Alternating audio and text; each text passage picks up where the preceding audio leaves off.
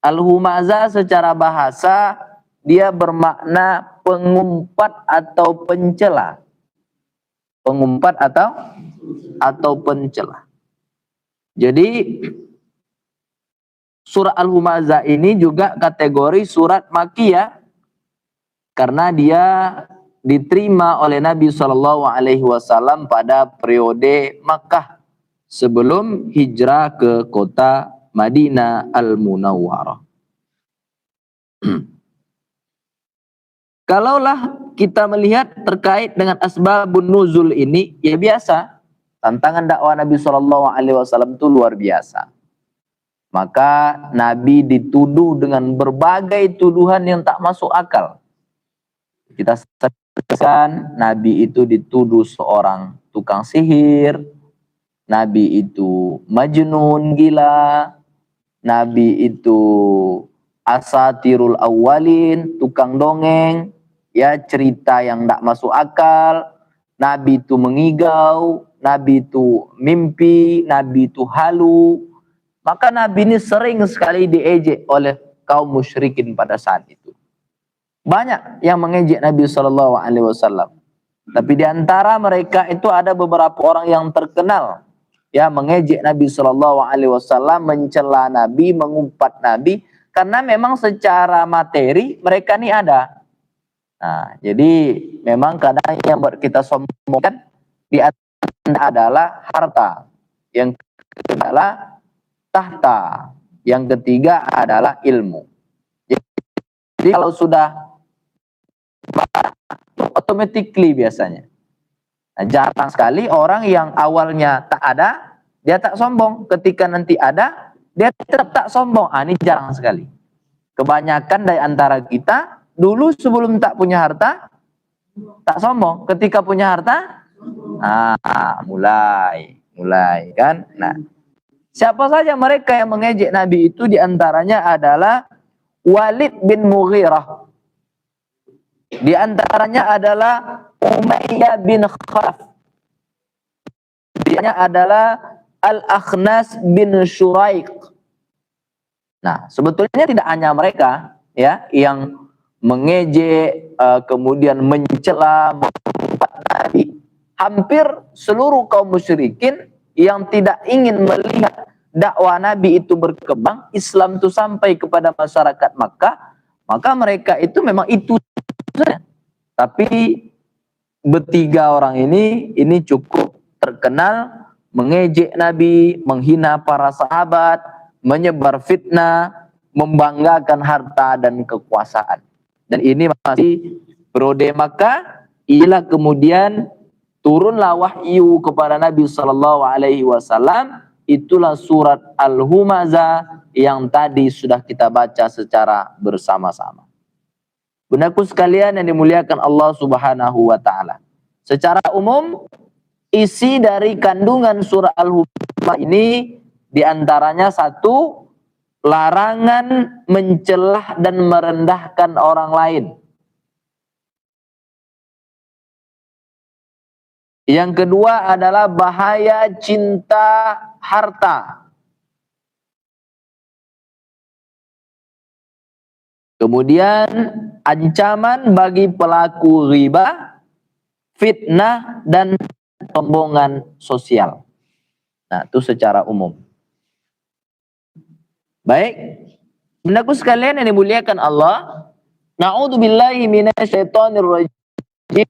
Kami berlindung dari godaan syaitan yang terkutuk. Bismillahirrahmanirrahim, dengan menyebut nama Allah yang Maha Pengasih lagi Maha Penyayang. Allah awali surah Al-Humaza itu dengan kalimat wailun. Wailul likulli humazatil lumazah. Kata Allah, celakalah bagi setiap pengumpat dan pencela. Secara terjemahan, wail itu bisa bermakna kecelakaan. Wail juga bisa bermakna tempat di mana disediakan Allah seperti lembah yang ada di neraka jahanam. Maka kita mengenal istilah ada neraka wail. Sebetulnya ini adalah azab yang disediakan oleh Allah Subhanahu wa taala untuk orang-orang yang ditentukan kriterianya oleh Allah. Kalau orang bertanya, kenapa neraka itu mesti banyak? Kenapa neraka tuh surga tuh mesti banyak? Kira-kira kalau Bunda ditanya, kira-kira jawabannya apa? Karena tingkat dosa mereka ini juga tidak sama. Sama dengan lamanya penjara. Andailah setiap kesalahan itu masuk penjara, kira-kira adil enggak? Enggak adil. Masa pembunuh masuk penjara juga, yang maling ayam masuk penjara juga, lamanya sama. Adil enggak? Nah, makanya itulah ada undang-undang. Kalau kita namanya hukum pidana, tapi kalau Islam inilah undang-undang yang memang yang membuatnya yang maha adil. Allah Subhanahu, kalau nanti kesalahannya ini, dosanya ini, maka dia akan masuk ke dalam neraka ini. Kalau amalannya ini, tingkat keimanannya begini, maka surganya ini. Nah, maka kita berharap ya, kita dimasukkan oleh Allah ke dalam surga yang paling tinggi. Walaupun amalan kita belum tinggi-tinggi amat. Tapi kita berusaha. Ya, berusaha. Kita tidak boleh terlalu pesimis. Tidak mungkin rasanya Pak Ustadz. Bentuk-bentuk awak kok masuklah surga Al-Firdaus. Dapat pula nanti telaga Al-Kausar. Tidak mungkin Pak Ustadz. Tidak boleh. Atau kita terlalu pede pula. Tidak juga boleh. Awak pokoknya kan umat Nabi Muhammad.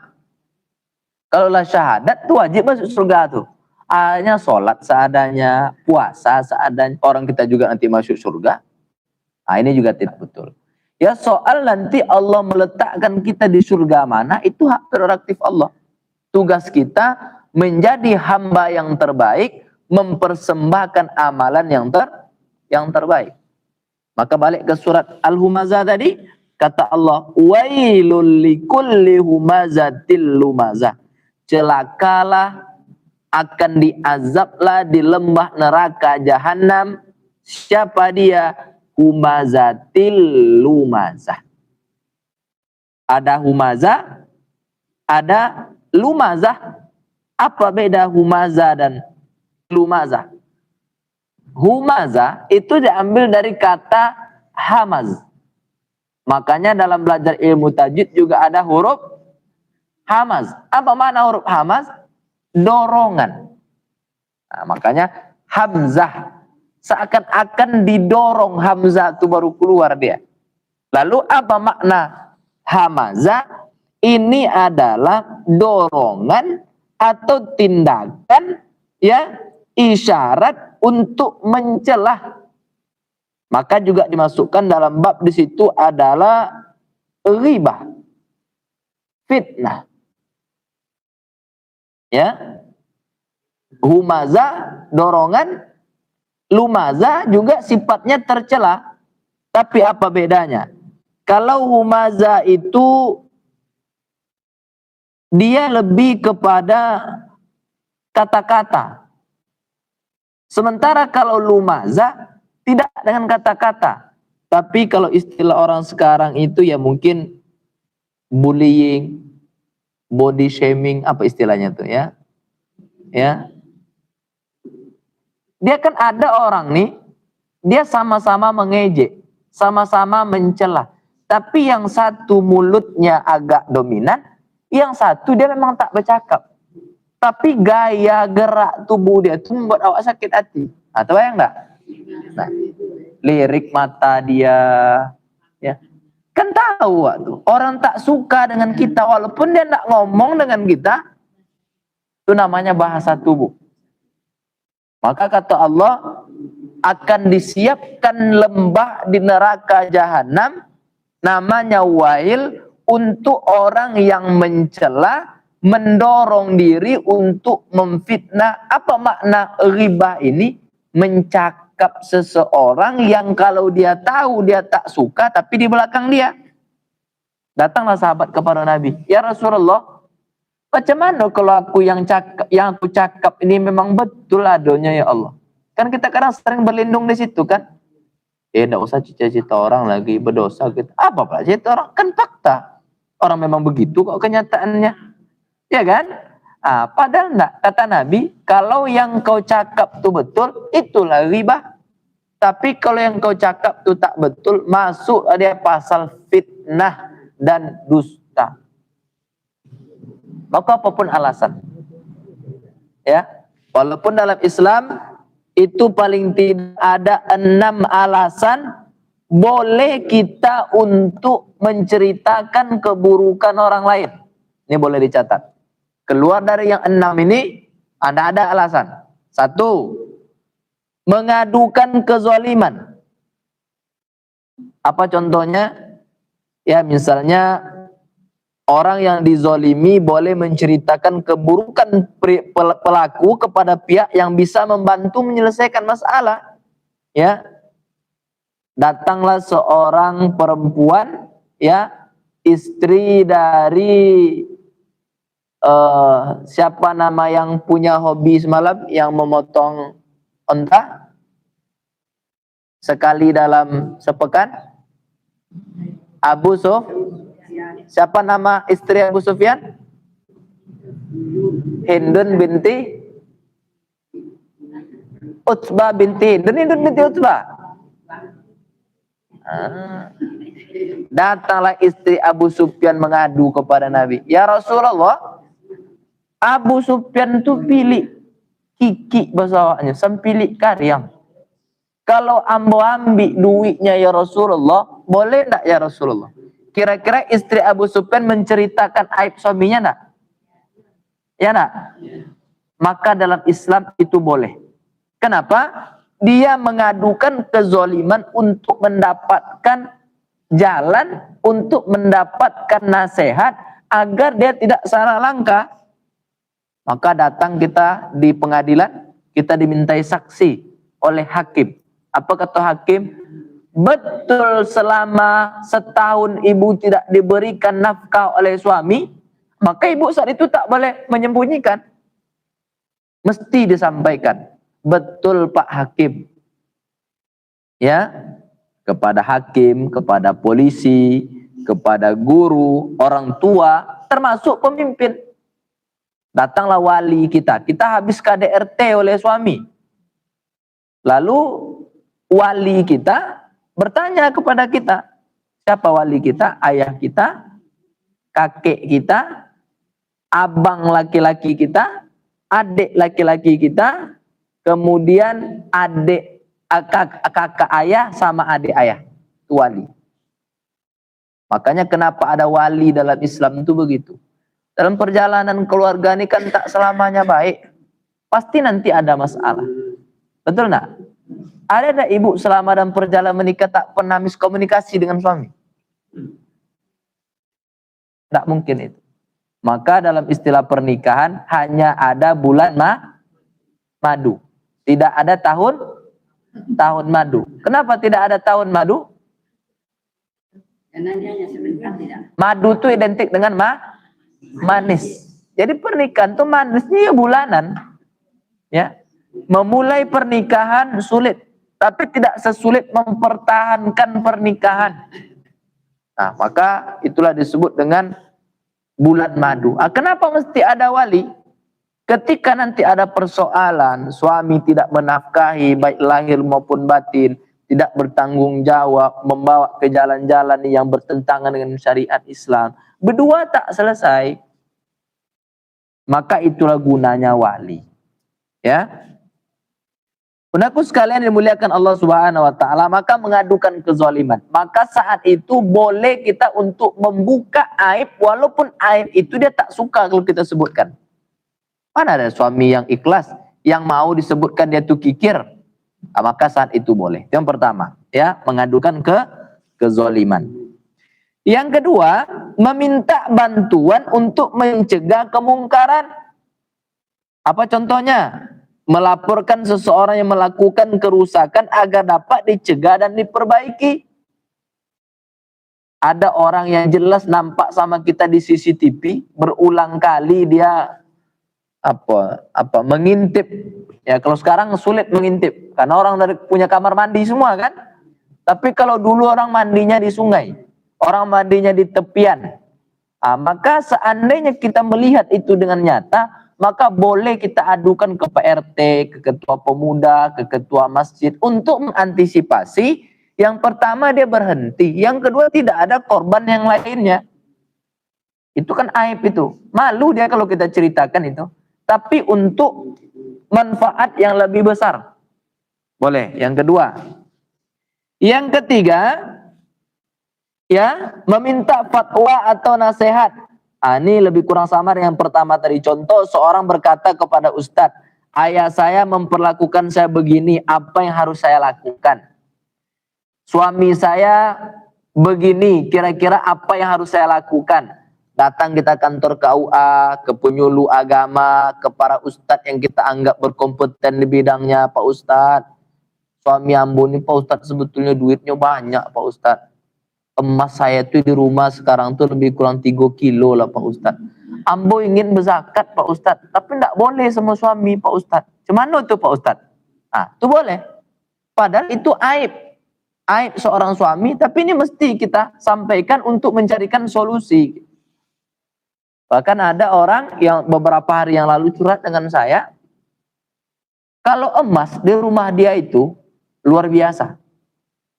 Tapi sebelum meninggal, dia berpesan kalau ada anak-anak dia tuh yang tidak dapat bagian gitu. Besok kalau aku meninggal, nih emas nih nanti untuk anakku itu saja, karena dia suka dengan anak menantu cucunya. Padahal enggak. Makanya saya bilang, tidak boleh membagi harta warisan selama orang itu masih hidup. Karena syarat harta warisan itu mesti ada yang meninggal. Nah, maka oleh sebab itu, kalau ibu-ibu, bundaku sekalian punya anak misalnya yang dianggaplah anak angkat misalnya, anak adopsi lah misalnya, ya, secara warisan dia nggak dapat. Maka kalau ingin menyelamatkan, sebelum kita meninggal, kasih dia wasiat atau hibah. Walaupun ibu sudah berpesan nanti misalnya, nanti tanah itu untuk kau kalau aku meninggal ya. Iya kalau anak kita itu yang orang yang memiliki basic agama. Tahu dia dulu itu wasiat dari ayah atau ibunya. Tapi banyak yang terjadi. Beberapa kasus ada orang-orang yang bertanya kepada saya, konsultasi, ya begitu. Dia anak yatim piatu, lalu diselamatkan oleh orang yang cukup kaya, dibesarkan, disekolahkan, sampailah dia nih kuliah. Meninggallah bapak ibu. Sementara bapak ibu ini punya anak, yang anak kandung bapak ibu itu. Sampai anak angkat dan anak kandung ibu tuh berkelahi gara-gara harta warisan. Karena ternyata dulu bapak ibu tuh pernah berpesan beberapa titik ruko itu untuk anak angkatnya ini. Harus ada surat. Makanya ayat yang paling panjang dalam Al-Quran itu bukan tentang sholat. Bukan perkara puasa. Tapi perkara muamalah, catat mencatat transaksi. Nah, biasa hutang piutang, pinjam meminjam, gadai menggadai. Ini kan tingkat kita berselisih ini kan besar nih Bu. Kalau dia perlu dia datang macam malaikat Jibril.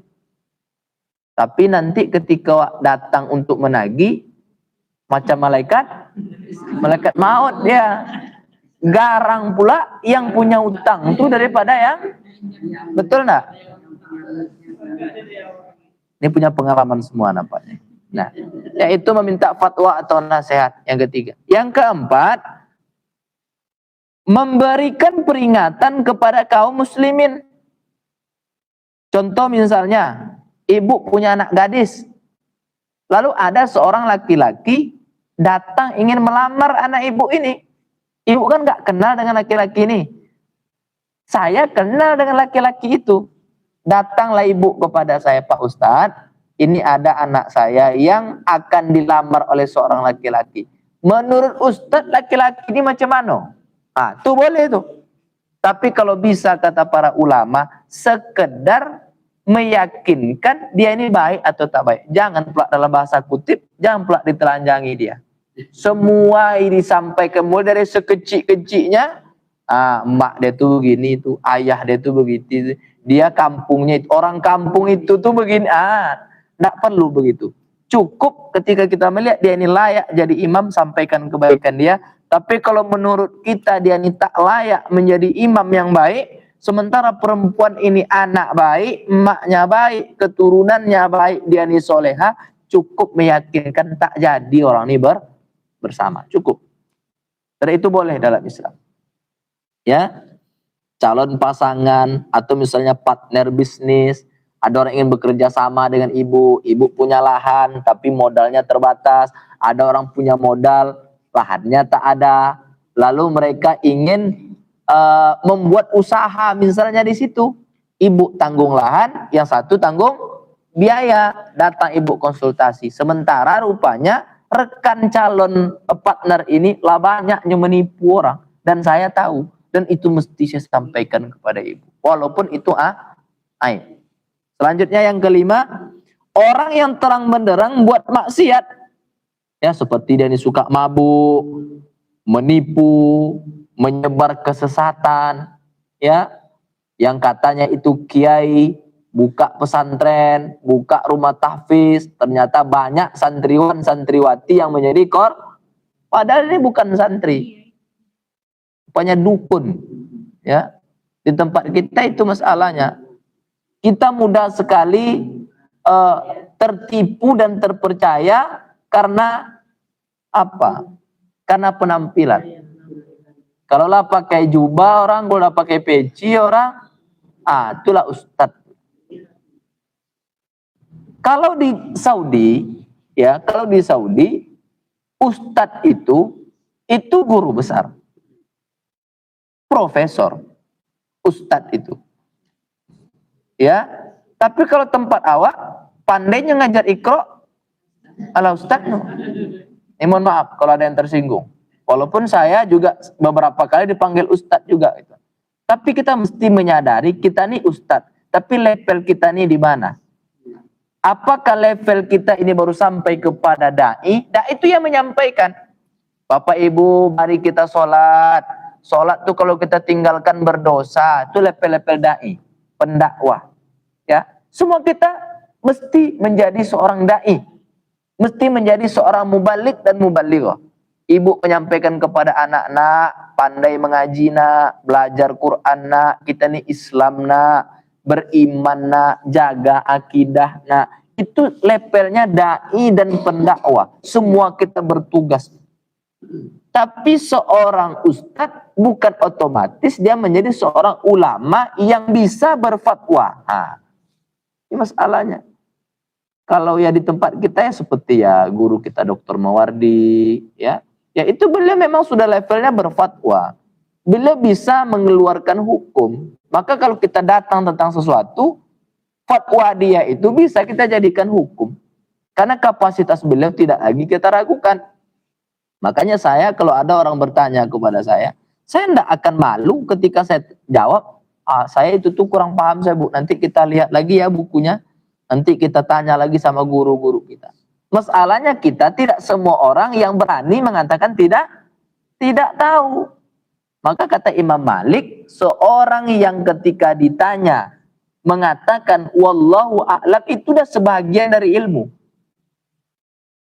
Nah, makanya kadang kita ngaji bertanya sama salah satu guru kita, dia kadang tidak pede pula, masa ustadz tidak tahu. Nah, dia tidak berani mengatakan tidak tahu itu.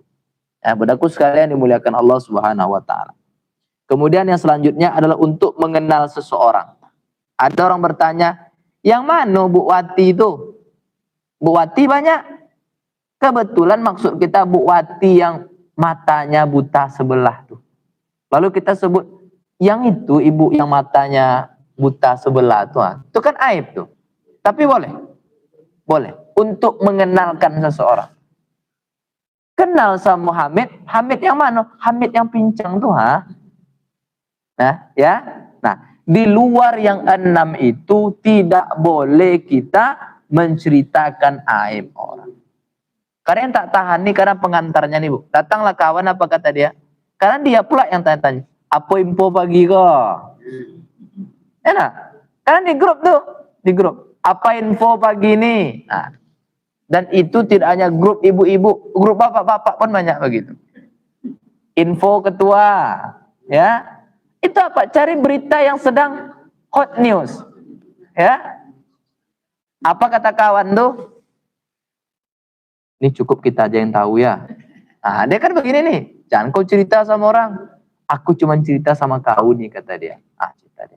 Nanti setelah cerita, kata kawan tuh datang deh lagi. Kau jangan cerita sama orang. Ya. Cukup kau aja. Akhirnya semua tahu. Kata ibu tuh, itu pasti enggak tahu tuh. Karena ibu hanya cerita kepada ibu tuh. Kata ibu tuh pasti enggak tahu. Karena dia cuma cerita sama. Akhirnya ternyata semuanya sudah tahu. Kata yang satu, pasti aku. Semuanya tahu. Berdosa lah semuanya. Ikut andil lah pula. Maka hati-hati. Jangan terjebak. Ya, Bu. Bisa nih Ibu jaga rahasia nih Bu. Itu biasanya pengantar-pengantar begitu tuh. Ini jebakan Batman. Hati-hati. Ya. Ya, baik dia humaza maupun lumaza. Baik yang ghibah ini, mencelah ini, mengupat ini, yang keluar langsung dari mulut, atau mulutnya tak ngomong, bibirnya aja yang ngomong. Nah, kalau udah begitu tuh biasanya, bahkan semakin kecil volumenya, atau semakin penting biasanya tuh. Ya kan? Ya, orang lagi cerita nih, kita sini, dia duduk situ, dengar kita suaranya, itu belum terlalu penting tuh. Tapi semakin kecil, semakin kecil. Dia sama dia pun tidak terdengar, itu penting. Nah, dan ini pengalaman kita semuanya. Maka kata Allah, likulli, semuanya, setiap, tanpa terkecuali. Untung saja kata Allah diantaranya misalnya dijelaskan oleh Prof. Quraisy Shihab dalam tafsirnya Al-Misbah, kata dia ini yang menjadi hobi. Tak masuk yang sekali-kali. Ya kalau sekali-kali itu masih wakfu. Maafkan. Tapi kalau memang itu jadi kerjaan, lah jadi profesi. Setiap dia datang, apa kata orang yang menunggu itu? Kau ada kabar baru kok. Nah, itu berarti sudah melekat kepada dia. Tapi kalau kita sudah duduk bersama, sesekali terceritakan kita orang lain, yaitu manusiawi lah. Ya, artinya saya bukan menormalisasi ya, membenarkan ghibah ini, tapi layaknya manusia kita nih ada yang bertetangga, pasti cerita-cerita itu pasti ada. Tapi selama di batas-batas tertentu, yaitu wakfu, dimaafkan. Tapi jangan sampai menjadi profesi, jangan menjadi spesialis. Ada saya bilang tadi, kalau datang ibu tuh, lalu orang akan bercerita, aku ada info baru nampaknya kok. Nah, itu berarti sudah melengket kepada ibu. Maka kalau ada orang yang memang hobinya sudah begitu, likulli, tanpa terkecuali. Kalau kita sebut penumpang bis itu ada yang mabuk. Apakah semua penumpang itu mabuk? Enggak. Ada yang mabuk, ada yang. Tapi kalau disebut semua penumpang yang di bis itu mabuk, adakah yang tidak mabuk? Semuanya mabuk. Maka kata Allah, wailun, ya, celakalah, akan disediakan azab di neraka jahanam, lembah namanya wail, kepada siapa? Kepada semua tanpa terkecuali, bagi pengupat, pencela, penghina, penghibah, baik itu sifatnya verbal maupun non verbal. Baik yang keluarnya langsung dari mulut, ada bahasa yang keluar, atau cukup dengan gerak-gerik tubuh. Isyarat. Saudaraku sekalian yang dimuliakan Allah Subhanahu wa ta'ala. Kemudian pada ayat yang kedua, ya, apa kata Allah? Alladzi jama'a malan wa 'addadah yahsabu anna malahu akhladah. Ya, siapa lagi yang disediakan Allah azab lembah di neraka jahanam namanya wail?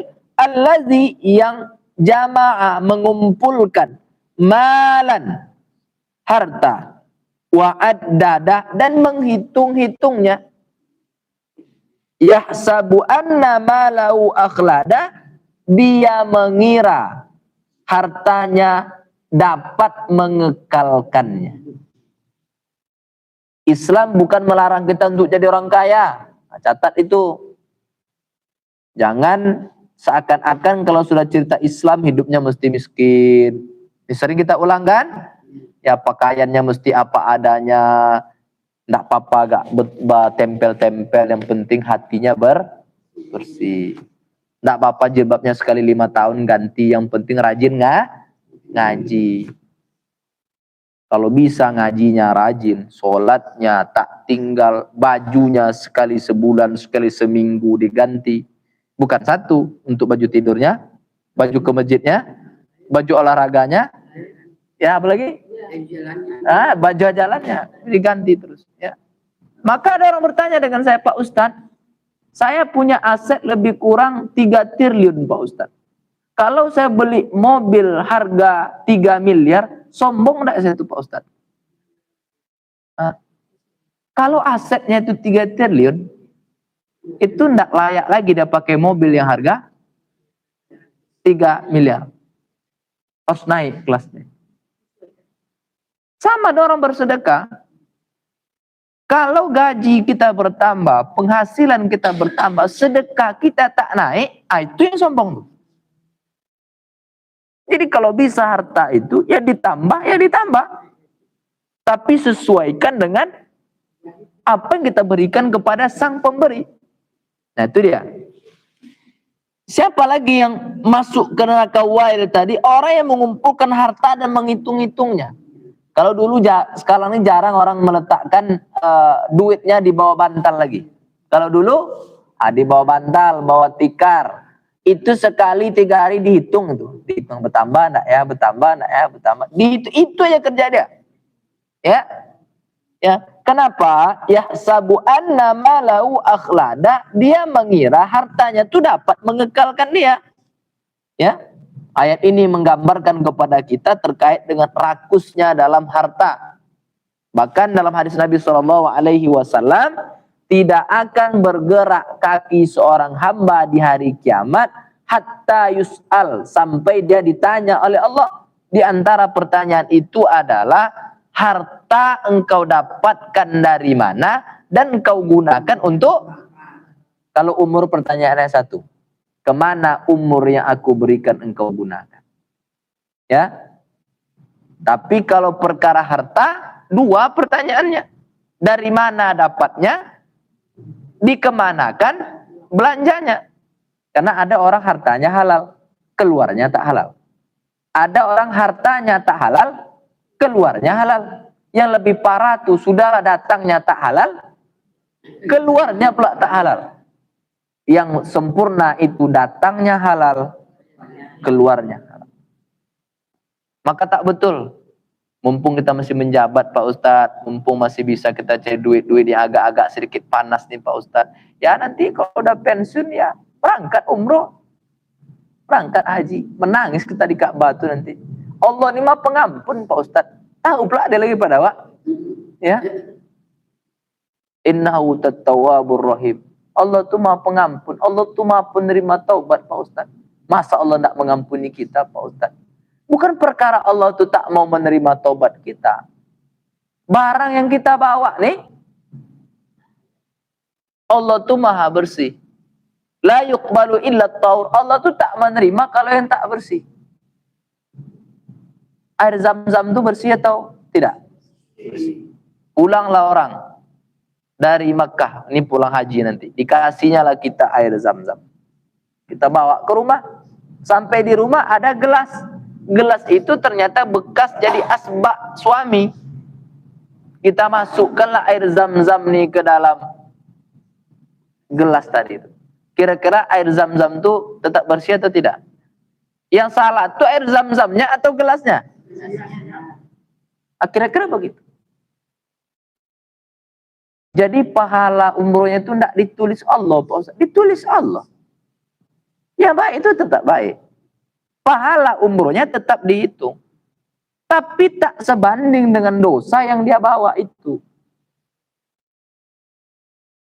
Itu kalau dapatnya baik, keluarnya tak baik. Kalau dapatnya tak baik, keluarnya baik.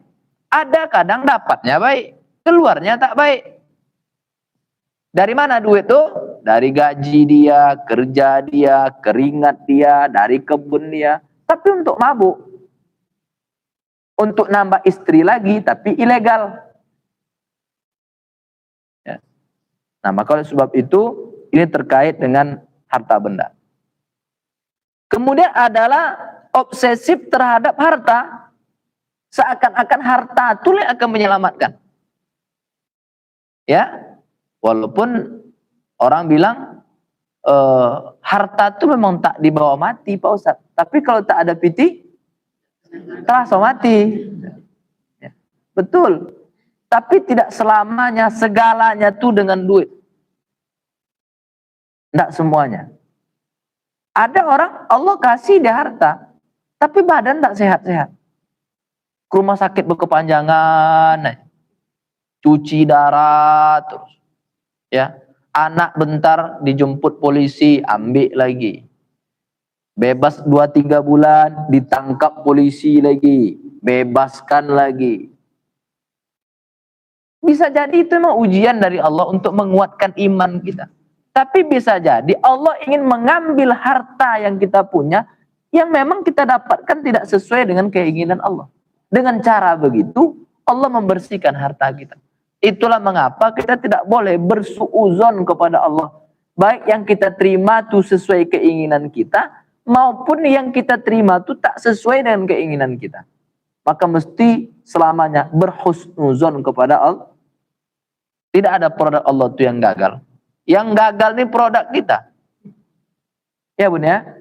Produk Allah tak pernah gagal. Walaupun di mata kita saat itu tak sesuai dengan keinginan kita, tapi kata Allah itulah yang terbaik untuk kita. Kapan baru tahu kita nanti keputusan Allah itu yang terbaik? Waktu yang akan menjawab. Sekarang beberapa orang yang sempat menyesal, kenapa aku tak jadi nikah dengan dia dulu ya? Kenapa? Oh, tanya begitu. Kalau ku jadi nikah dengan dia, 3 bulan setelah nikah tuh mati mak ayah dia. Dia cuma anak satu-satunya. Duit mak dia banyak. Menyesal dia. Tapi untung tak jadi dia nikah.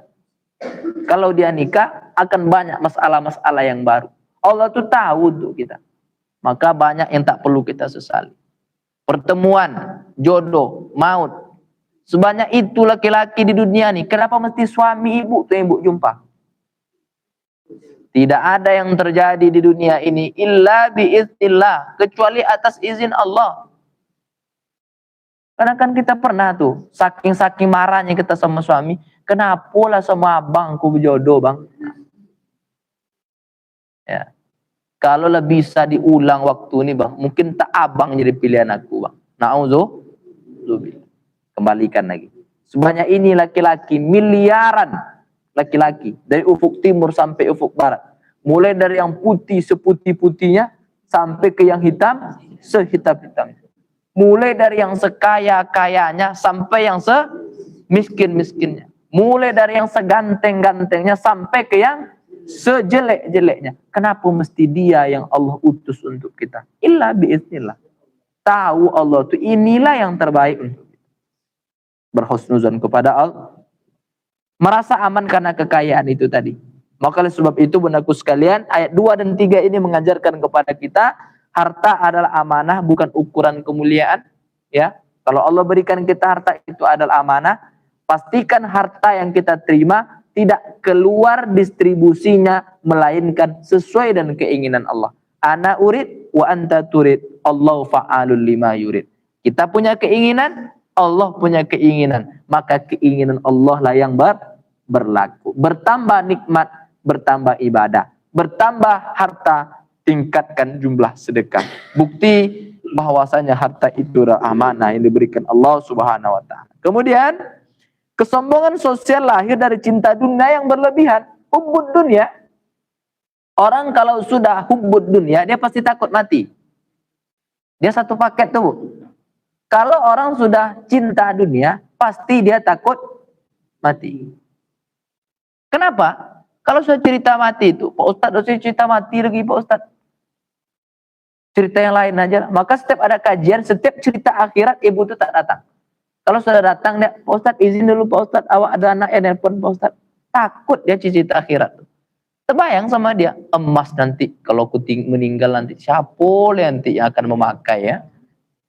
Kalau aku nanti mati, kebun yang di Kuansing sekian hektar, kebun yang di Siak sekian hektar, siapa nanti akan mengurus? Jan-jan beko abang awak kau beko nikah lah beli.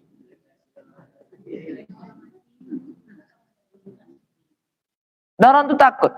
Maka cinta dunia itu penting, ya. Tapi jangan membuat cinta dunia itu membuat kita takut kepada kematian. Allah beri, nikmati. Ya, Allah ambil, siapkan diri. Itu dia. Kemudian manusia mulia bukan karena kaya, tapi karena takwa dan akhlaknya. Banyak sejarah membuktikan. Tidak ada orang yang sekaya Qarun. Setiap orang jumpa harta di Riau, di Indonesia, di Papua, orang akan katakan harta karun. Padahal karun itu di Mesir. Kapan sampai dia ke Pekanbaru nih? Ya, tapi begitulah kekuatan yang melekat pada manusia, menggambarkan bagaimana kekayaan Qarun itu. Tapi apa yang terjadi? Akhirnya Qarun itu pun meninggal dunia.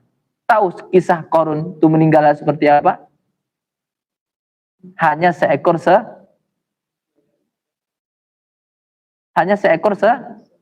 semut masuk ke dalam telinga dia. Ternyata yang membunuh dia itu bukan tentara. Yang membunuh dia itu bukan perampok. Ternyata begitu kecil bagi Allah untuk membinasakan. Saudaraku sekalian yang muliakan Allah Subhanahu wa taala. Oke, apa yang kita lihat pada hari ini? Pamer kekayaan. Dan biasanya orang pamer kekayaan ini orang kaya baru. Orang kalau betul-betul kaya, dia semakin privasi. Orang semakin punya, dia tak ingin terlihat kalau dia itu punya. Jadi kalau ada orang gelangnya dipamerkan, handphonenya dipamerkan, tas brandednya dipamerkan, itu bisa jadi cuman itu yang dia punya, saldonya 0.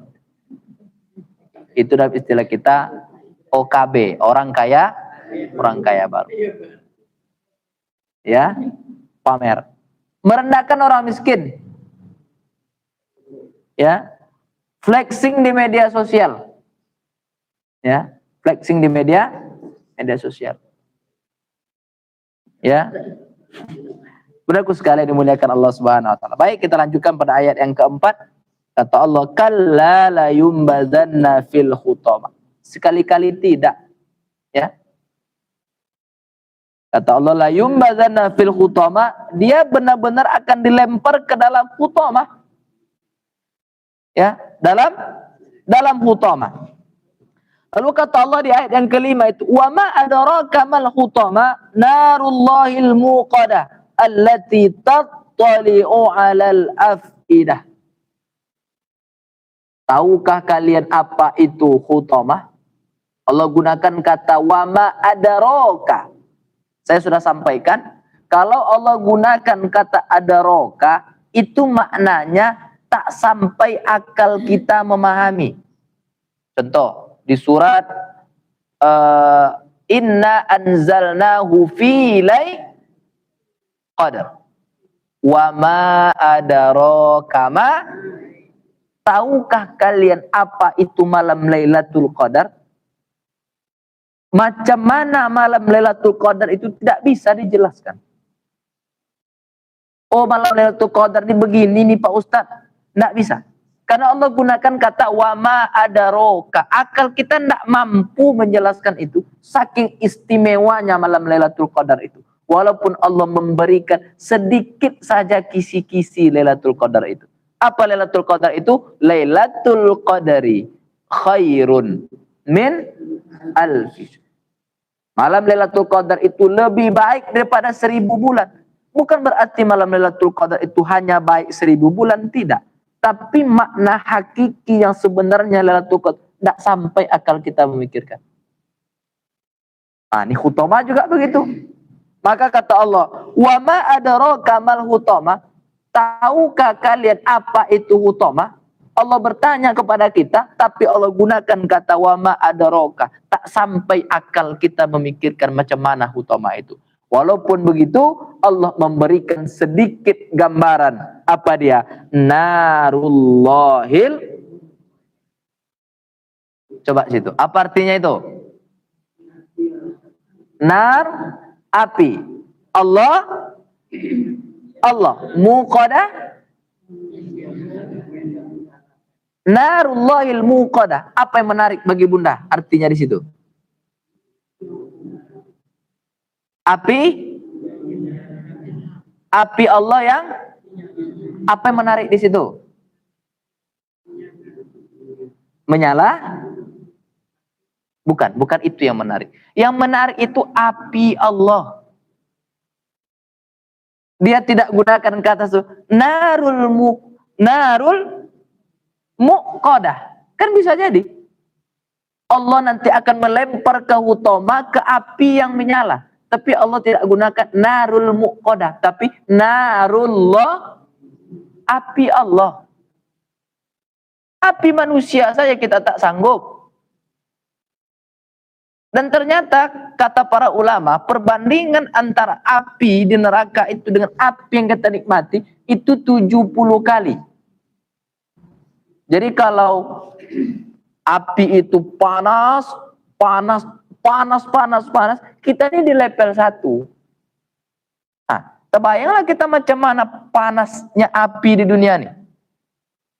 Panas api itu, Bu. Nah, habis masak di kompor itu coba pegang sedikit. Kan?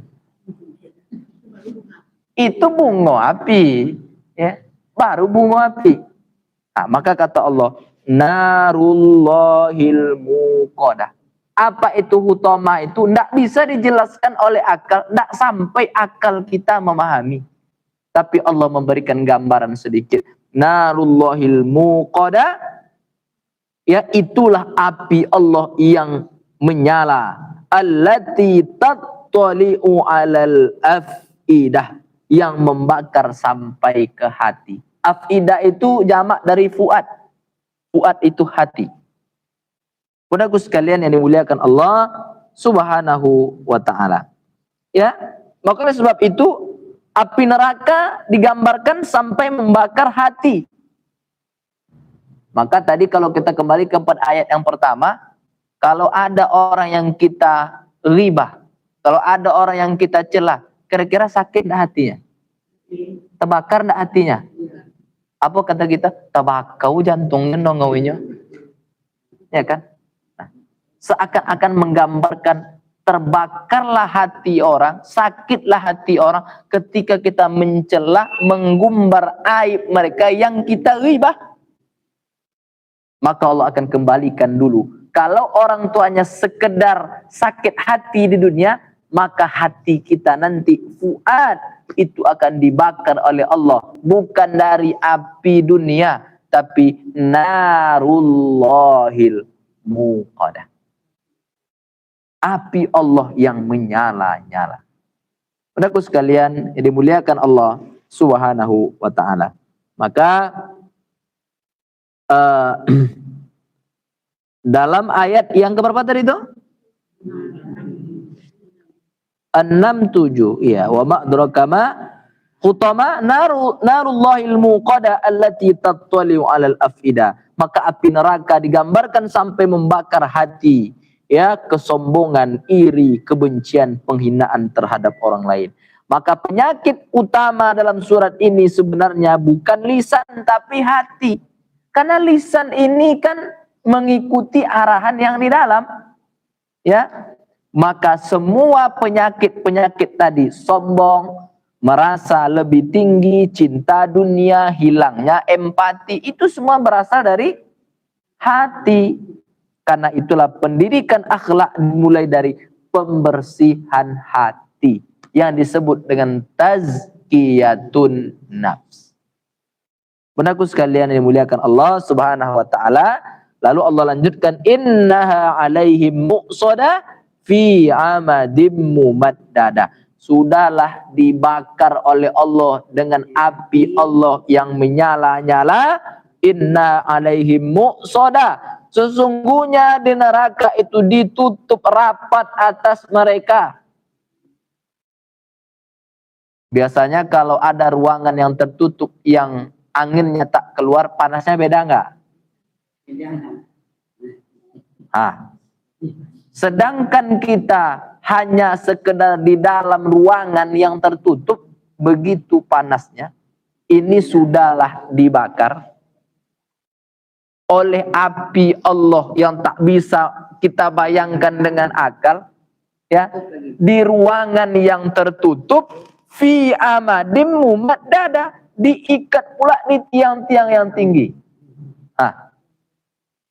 Bunda-bunda sekalian dimuliakan Allah Subhanahu wa ta'ala. Maka neraka menjadi penjara yang tertutup bagi pelaku kesombongan dan penghinaan. Maka oleh sebab itu, orang yang dahulu merasa tinggi di dunia justru terhina di akhirat. Ini menunjukkan prinsip besar akhlak dalam Islam. Siapa yang merendahkan manusia dengan sombong, maka nanti di akhirat Allah akan merendahkan serendah-rendahnya. Bunda-bunda sekalian yang dimuliakan Allah Subhanahu wa ta'ala. Maka kesimpulan dari surat Al-Humazah ini, paling tidak ada beberapa akhlak yang dilarang dalam Islam. Diantaranya adalah riba, diantaranya adalah fitnah, bullying, ya, kemudian menghina fisik, merendahkan status sosial, sombong karena harta, pamer kekayaan, mengukur manusia dengan materi. Sementara ada akhlak yang diperintahkan oleh Allah. Yang pertama adalah menjaga lisan, menghormati manusia, tawaduk kepada Allah, empati sosial, zuhud terhadap dunia, menggunakan harta untuk kebaikan. Bundaku sekalian, surat ini juga sangat-sangat relevan dengan kehidupan digital kita hari ini, ya.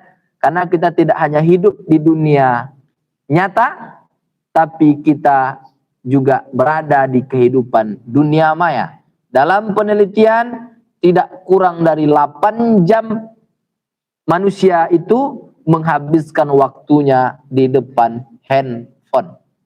Oleh sebab itu, hati-hati dengan komentar yang jahat. Karena tak sadar kita tuh. Karena menengok berita-berita itu awak tak kenal, tapi beritanya sakit hati kita. Kadang ikut pula komentari kita di situ. Padahal kita tidak tahu asal usul kisah kasus ini, kita tidak tahu. Tapi karena melihat berita yang itu tayo tatido, ya lalu kita ikut berkomentar yang jahat. Kemudian ujaran kebencian. Maka kalau mau share, saring dulu, ya. Jangan usul kalau asal jangan usul. Ya, mesti dipastikan berita ini valid. Kemudian fitnah di media sosial, budaya flexing, penghinaan terhadap orang miskin atau berbeda pendapat. Bundaku sekalian yang dimuliakan Allah Subhanahu wa taala, saya kira itu ya yang bisa kita ambil dari surat Al-Humazah. Mudah-mudahan surat ini membangkitkan semangat kita lagi bahwasanya jangan pernah sakiti manusia dengan lisan yang tak bertulang ini. Walaupun dia tidak bertulang, tapi muncullah istilah kita, kalau pedang melukai tubuh masih ada harapan sembuh, tapi kalaulah lidah melukai hati, kemana obat hendak dicari. Ya. Kemudian jangan sombong karena harta, ini sudah kita sampaikan tadi. Kemudian kemuliaan sejati terletak pada akhlak dan ketakwaan. Maka mari kita menjaga kehormatan orang lain, membersihkan hati dari kesombongan, menggunakan harta sebagai amanah, membangun masyarakat yang penuh adab dan penghormatan. Saya kira itu mungkin ada beberapa hal yang perlu kita diskusikan. Yang bisa saya jawab insya Allah, yang tak bisa saya jawab nanti kita akan jawab pada pertemuan yang akan datang. Subhanakallahumma wa bihamdika asyhadu an la ilaha illa anta nastaghfiruka wa natubu ilaik. Nasrul minallahi fatun qarib wa basyirul mu'minin fastabiqul khairat. Tadi kita buka dengan ta'awuz, kita tutup dengan shadaqallahul. Allahumma arhamna واجعله لنا إماما ونورا وهدى ورحمة. اللهم ذكرنا منه ما نسينا وعلمنا منه ما جهلنا وارزقنا تلاوته آناء الليل وأطراف النهار واجعله لنا الحجتين يا رب العالمين. Assalamualaikum warahmatullahi wabarakatuh.